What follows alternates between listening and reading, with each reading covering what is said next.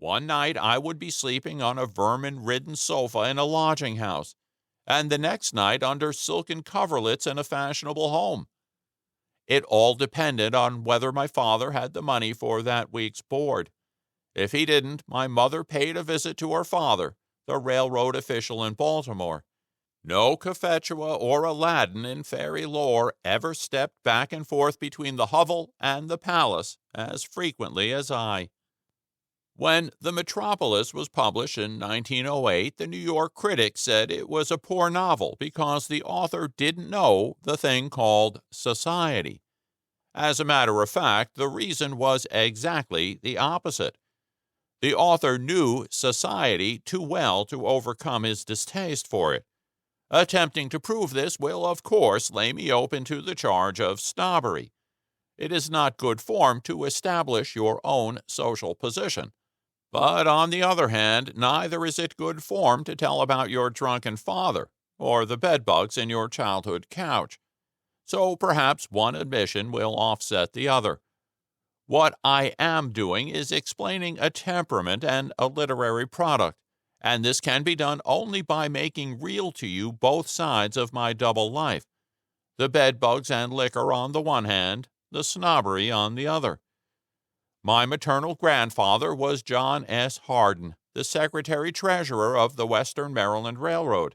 I remember going to his office and seeing rows of canvas bags full of gold and silver coin that were to go into pay envelopes. I remember also that the president of the road lived just up the street from us, and that I broke one of his basement windows with a ball.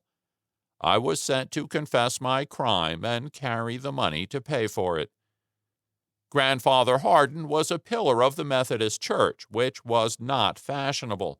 But even so, the leaders of Baltimore's affairs came to his terrapin suppers, and I vividly recall these creatures, the terrapin, crawling around in the backyard, and how a Negro man speared them through the heads with a stout fork and cut off their heads with a butcher knife.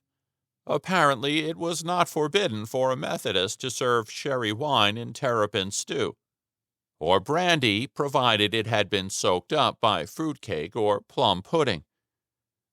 I recall the long reddish beard of this good and kindly old man and the large bald spot on the top of his head. It did not occur to me as strange that his hair should grow the wrong way.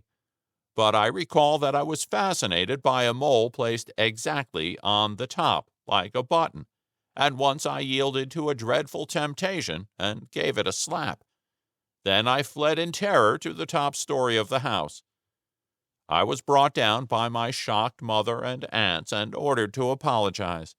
I recollect this grandfather carving unending quantities of chickens, ducks, turkeys, and hams, but I cannot, to save me, recall a single word that he spoke.